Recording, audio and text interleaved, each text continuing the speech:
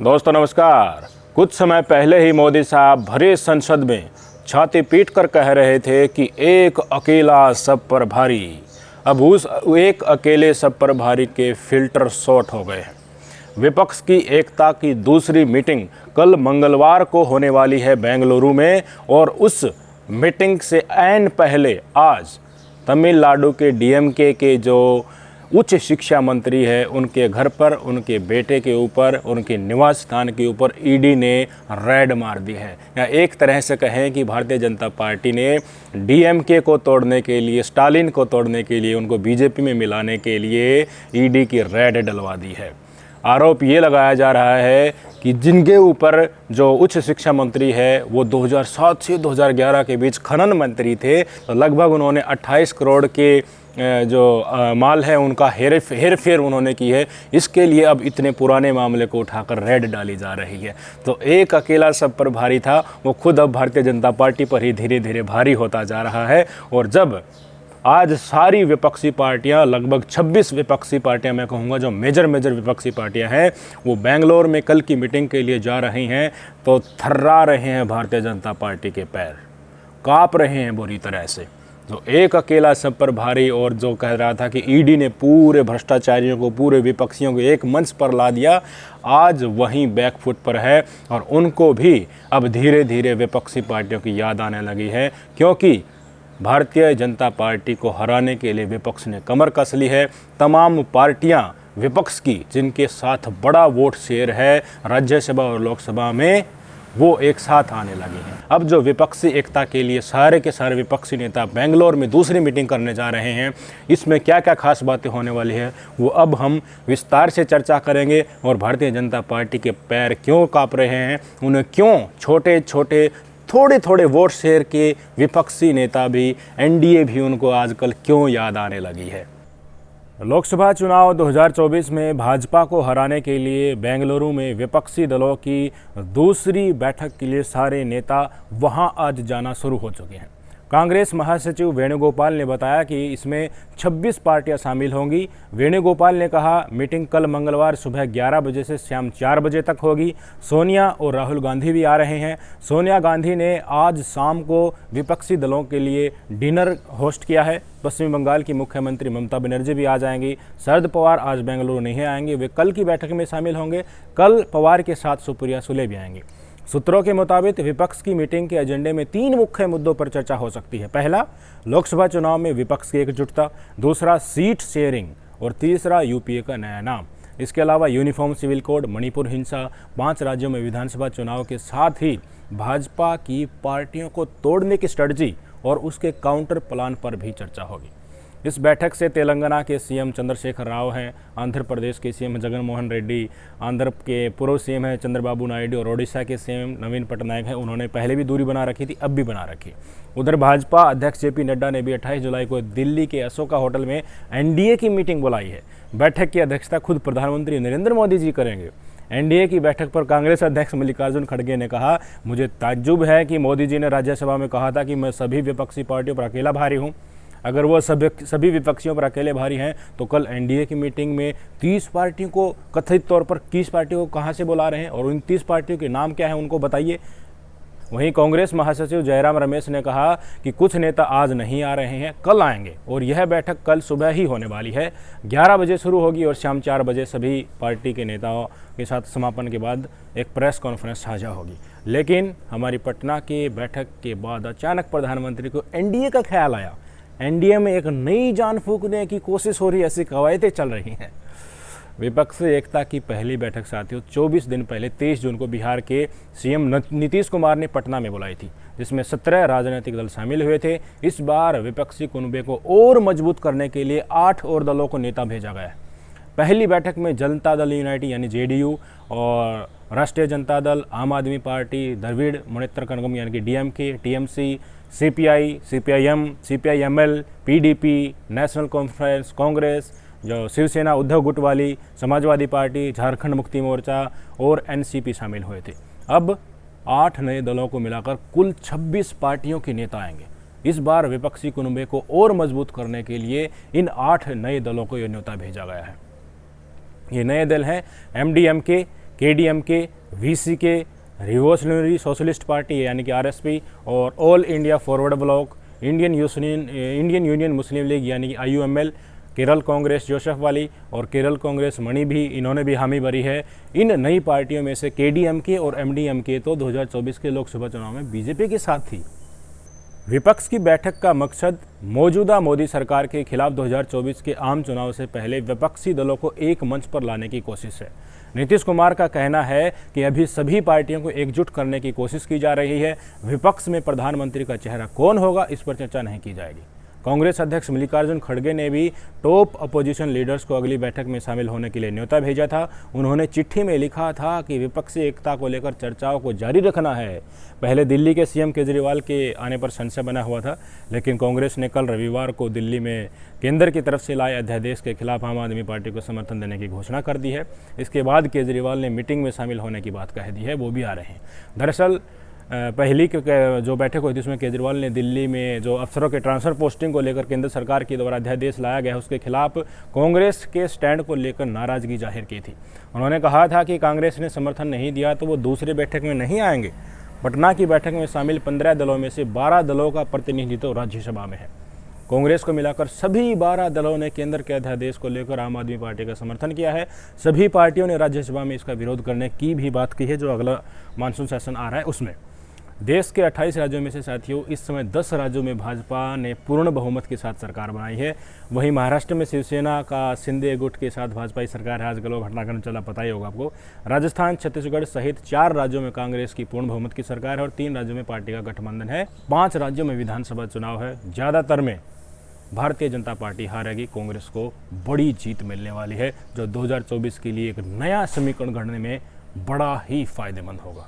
साथियों, ऐसा नहीं है कि विपक्षी एकता हमारे भारत के इतिहास में पहली बार हो रही है। देश में इमरजेंसी के बाद पहली बार 1977 में विपक्षी नेता एक साथ आए थे। तब मोरारजी देसाई के नेतृत्व में पहली गैर कांग्रेसी सरकार का गठन हुआ था। तब कई दल एक साथ आए थे। जयप्रकाश नारायण की पहल पर जनता पार्टी का गठन हुआ था। जनता पार्टी ने चुनाव जीतकर सरकार भी बनाई, लेकिन उस समय चुनाव में भी प्रधानमंत्री पद के लिए किसी को चेहरा सार्वजनिक तौर पर नहीं बनाया था।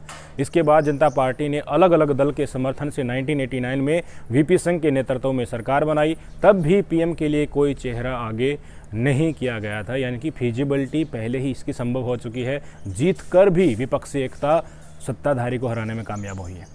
वहीं दूसरी तरफ कल जो 18 जुलाई को भाजपा ने अपने NDA के सहयोगी दलों की बैठक बुलाई है, उसके बारे में भी चर्चा बहुत रोचक बन जाती है।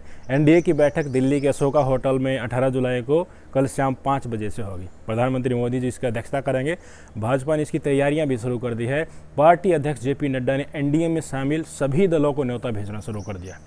नड्डा ने उन दलों को भी चिट्ठी लिखकर बुलाया है जो पिछले कुछ सालों में विभिन्न मुद्दों पर NDA से अलग हो गए थे। अब उनको याद आने लगी है इनकी। नड्डा ने शनिवार को बिहार से लोक जनशक्ति पार्टी रामविलास वाली और उनके प्रमुख जो हैं और सांसद जो हैं चिराग पासवान, उनको भी चिट्ठी लिखकर NDA की मीटिंग में शामिल होने का न्योता दिया है। इसके अलावा बिहार के पूर्व मुख्यमंत्री और हिंदुस्तान अवाम मोर्चा के प्रमुख जीतन राम मांझी को भी बुलाया है। वो पहले ही अभी थोड़े दिन पहले ही वो जून में NDA में शामिल हो चुके हैं और राजभर साहब कल हो गए शामिल, आपको पता ही होगा। सूत्रों के मुताबिक NDA की बैठक में पंजाब से अकाली दल बादल और आंध्र प्रदेश के पूर्व मुख्यमंत्री चंद्रबाबू नायडू को भी बुलाने की चर्चा है। हालांकि इसकी अब तक कोई आधिकारिक जानकारी सामने नहीं आई है। इसके अलावा बिहार से उपेंद्र कुशवाहा, VIP पार्टी के प्रमुख मुकेश सहनी को भी बैठक में बुलाए जाने की संभावना है। वहीं उत्तर प्रदेश से सुभाषपा के OP राजभर को भी बुलाए जाने के अटकलें हैं। अटकलें क्या, वो तो शामिल हो ही गए हैं।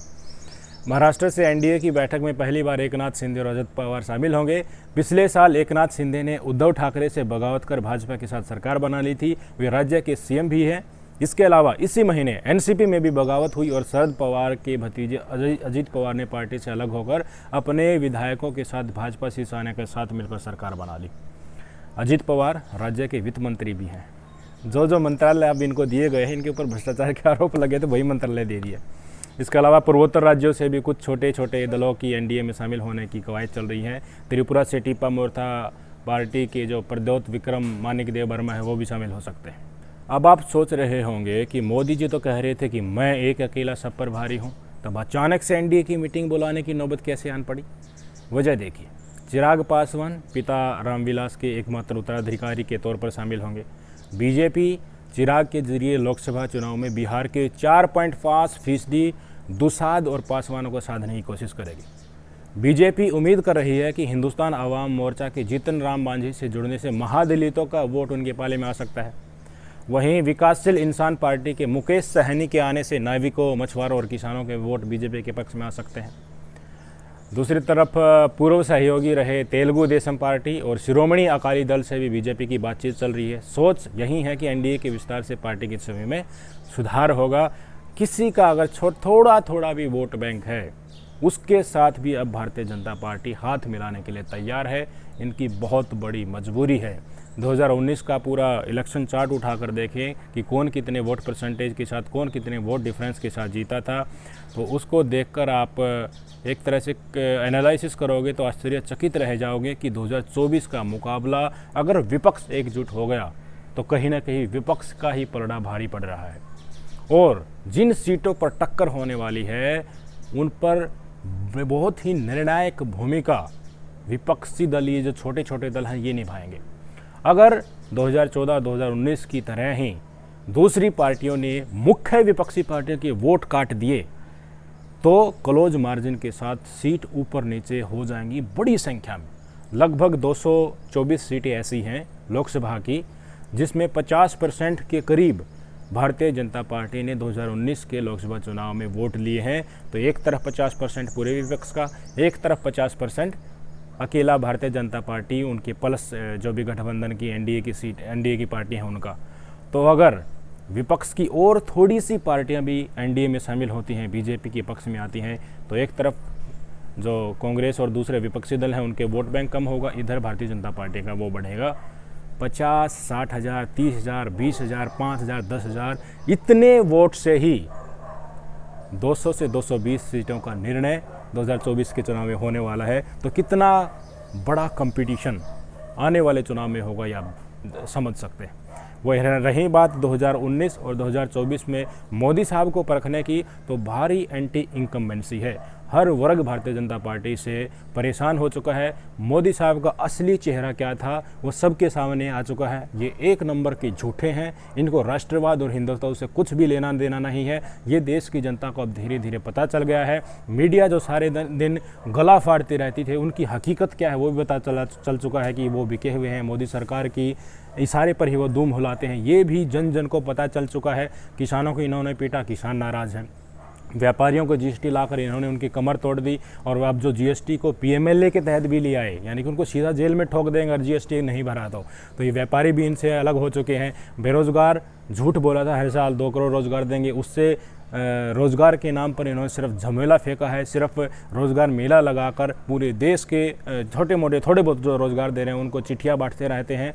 आम जनता से किराया कम करने की बजाय रेल का किराया बढ़ा दिया, बुजुर्गों का किराया में जो छूट थी वो भी छीन ली और एक वंदे भारत को हरी झंडी दिखाते रहते हैं। इकोनॉमी के नाम पर इनके पास कोई विजन नहीं है। ट्रेन के साथ हरी झंडी के दिखाने के साथ साथ हर महीने 2 महीने में अब विदेश भागने रहते हैं ताकि इसको एक एजेंडा बनाया जा सके। मणिपुर पर चुप बैठे हैं, 370 हटाई, उसके बाद पॉजिटिव परिणाम जितने आने चाहिए, जितना दावा किया जा रहा था उतने नहीं दिख रहे हैं। कुछ चीज़ें हैं जिनके साथ ही भारतीय जनता पार्टी गिने चुने चुने के साथ ही अब इलेक्शन में जाना उनको पड़ेगा, क्योंकि धरातल के मुद्दे पर ये चौपट हो चुके हैं। ना तो इनसे किसान खुश, ना गरीब खुश, ना मध्यम वर्गीय खुश, न ही व्यापारी वर्ग खुश। बता दीजिए वोट किसकी ये लेना चाहेंगे। बड़ा झमेला भारतीय जनता पार्टी के पास आ चुका है। जो मोदी साहब कहते थे कि एक अकेला सब पर भारी, देश की जनता मेरे साथ है, आज वो मोदी साहब भारतीय जनता पार्टी पर अकेले खुद ही भारी हो गए हैं। जिस भारतीय जनता पार्टी के मोदी साहब ने उबारा था, नैया भी अभी वहीं भारतीय जनता पार्टी के मोदी साहब ही डुबाने जा रहे हैं। जिस लहर के साथ मोदी साहब एकदम से सबको चपाट कर दिया था, वहीं जब वो रिवर्स दिशा में बहेंगे तो पूरी बीजेपी को ही ले डूबेंगे। ये आज की हकीकत है। धीरे धीरे आप देखते जाना, जो 5 राज्यों में विधानसभा चुनाव आ रहे हैं सब में कांग्रेस अपना जलवा दिखाने वाली है और एक भारत जोड़ो यात्रा ने दिखा दिया कि विपक्ष में आजकल कितना दम है। राहुल गांधी लगातार जनता के बीच जा रहे हैं, कभी ट्रक पर चढ़ रहे हैं, कभी मुखर्जी नगर में जा रहे हैं, कभी बाइक ठीक कर रहे हैं, कभी किसानों के साथ धान न लगा रहे हैं। वहीं मोदी साहब डूबती दिल्ली और जलते हुए मणिपुर को छोड़कर फ्रांस में अपने कॉलर पर अवार्ड लगवा रहे हैं और गोदी मीडिया चीख चिल्ला रहा है। सच्चाई देश की जनता गोदी मीडिया पता चल चुकी है, इसलिए टीवी देखना ही बंद लोग कर चुके हैं। सोशल मीडिया पर भारतीय जनता पार्टी फिसड्डी है, क्योंकि असल इनका दिल और दिमाग क्या है, इनके कार्यकर्ताओं में कितना एजुकेशन है और कितना विजन है, वो सोशल मीडिया में लेकर ये बेइज्जत हो सकते हैं। और कहीं ना कहीं विपक्षी पार्टियाँ तो कई गुना आगे भारतीय जनता पार्टी से सोशल मीडिया में है, और सोशल मीडिया ही आगे आने वाले समय में एक बहुत बड़ा नैरेटिव चुनाव में निभाने वाला है। आए दिन हमको देखने को मिलता है कि आज भारतीय जनता पार्टी के नेता ने नाबालिग का रेप कर दिया, आज भारतीय जनता पार्टी के नेता मंत्री ने पहलवानों का रेप कर दिया, किसी को भी तो इन्होंने नहीं छोड़ा। पंजाब में एक सीट भी इनकी नहीं आएगी, हरियाणा में बहुत बड़ी मुश्किल इनके लिए हो रहा है, क्योंकि पहलवानों के आंदोलन के बाद, पहलवानों के साथ जो ब्रजभूषण सिंह ने जो किया उसके बाद इनके चपेड़े लगने तक की नौबत आ गई है, जीतना तो दूर। और रही बात गुजरात, मध्य प्रदेश, यूपी और एक और जहाँ पर हिंदू बेल्ट है, हम कह सकते हैं एक तरह से, जहाँ पर गाय के मुद्दे को लेकर, हिंदू धर्म को लेकर ये अपना जाल फेंकते हैं, वहाँ एक यूपी में तो इनके पक्ष में मामला जाएगा। बाकी हर जगह 2019 में जितनी सीटें जीती थी उससे कम होंगी, ज़्यादा नहीं होंगे। दक्षिण में तो साफ हो ही गए हैं, दक्षिण का दीवार इनके लिए।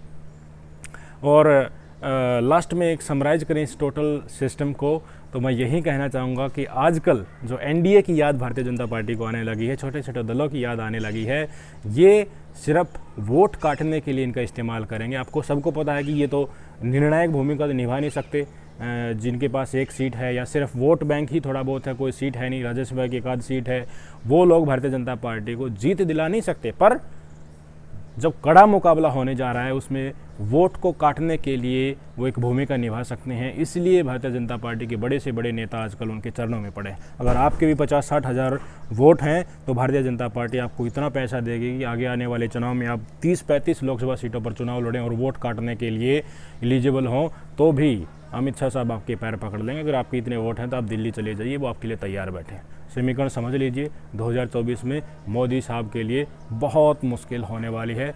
असल मुद्दा ये है कि क्योंकि जनता त्रस्त है, विपक्ष उनके साथ तालमेल बना रहा है, लहर कुछ और ही बन रही है, मोदी जी का रिवर्स गियर लग चुका है। नमस्कार।